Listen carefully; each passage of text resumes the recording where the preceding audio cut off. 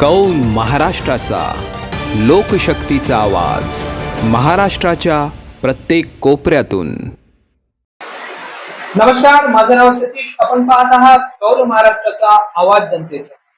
आजच्या या पॉडकास्ट मध्ये आपण कौल महाराष्ट्राचे संपादक राकेश कदमजी यांना आमंत्रित केलेलं आहे। राकेश कदमजी, आपलं सहर्ष स्वागत आहे। नमस्कार राकेश कदमजी, तुम्हाला पहिला प्रश्न असा विचारेन की कौल महाराष्ट्राचा जो साप्ताहिक वृत्तपत्र आहे आणि युट्यूब चॅनल आहे, तो सुरू करण्यापाठचा उद्देश काय आहे? काय तुम्ही डोक्यात ठेवून हा वृत्तपत्र आणि युट्यूब चॅनल सुरू केलं? सर्वप्रथम तुम्हाला सांगतो की माझी सुरुवात 2008 पासून एका लोकल चॅनल पासून सुरू झाली होती। ते करता करता मी नॅशनलाइज चॅनल मध्ये 2-3 नॅशनलाइज चॅनल मध्ये कॅमेरामॅनचं काम केलं। ते करताना काही ठिकाणी मला असं दिसून आलं की अन्यायाला वाचा फोडली पाहिजे, वाचा फोडणारा काही नाही। म्हणून मी 2014ला माझा कौल महाराष्ट्र या नावाने अख्ख्या महाराष्ट्रभर कौल महाराष्ट्र या नावाने माझा न्यूजपेपर मी चालू केला। त्याच्यामध्ये मी जनतेचा आवाज नेहमी छापण्याचं काम केलं। लोकांवरती जो अन्याय झाला ते छापण्याचं काम मी नेहमी केलं। त्यानंतर 2023ला सोशल मीडिया बऱ्यापैकी आता जगभरात सोशल मीडिया चालते, मग मी माझा एक न्यूजपेपर चालू केलं, न्यूज चॅनल चालू केलं युट्यूब चॅनलवर। मग ते घेता करता करता लोकांच्या प्रतिक्रिया चांगल्या आल्या, लोकांनी माझा कौल महाराष्ट्राला वाव दिलाय, चॅनलला वाव दिलाय। आता तुमचे सगळ्यांच्या आशीर्वादाने पेपर आणि चॅनल बऱ्यापैकी चालू आहे। आता जो सगळ्यात हॉट टॉपिक आहे तो आहे महानगरपालिकेच्या निवडणुका। अवघ्या थोड्या दिवसातच निवडणुका आहेत आणि 4 वर्षानंतर या निवडणुका होत आहेत। त्याचं पाठचं काय कारण आहे? एवढं उशीर, एवढं डिले का झालं या महानगरपालिकेच्या निवडणुकासाठी? पहिला विषय सांगतो, हा राजकारणाचा विषय नव्हता। 2017ला महानगरपालिकेच्या निवडणुका झाल्या होत्या, त्याचा कालावधी 2022ला संपला।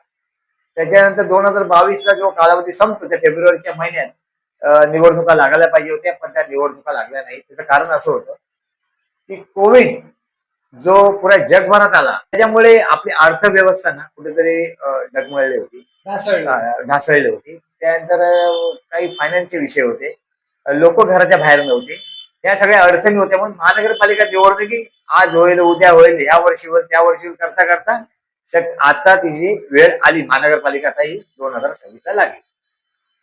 राकेशजी, प्रत्येक पक्ष या निवडणुकांमध्ये, महानगरपालिकेच्या निवडणुकांमध्ये एक दुसऱ्यावर आरोप प्रत्यारोप करत आहेत। तुम्हाला काय वाटतं, या निवडणुकीमध्ये कुठच्या पक्षाचा मुंबईचा महापौर होईल?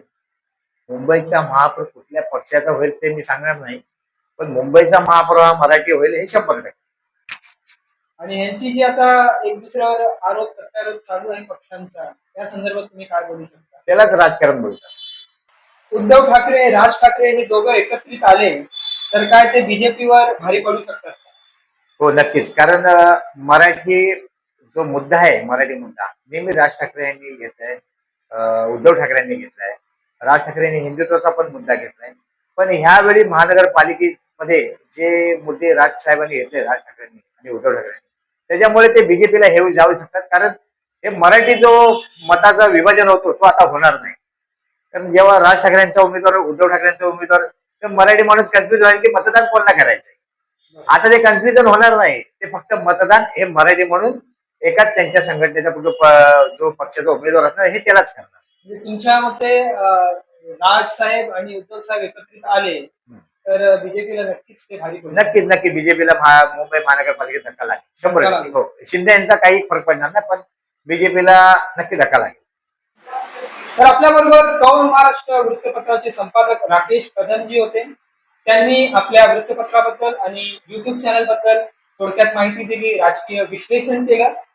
तर आजची ही मुलाखत मी इथेच थांबवतो। पाहत रहा कौल महाराष्ट्राचा आवाज जनतेचा।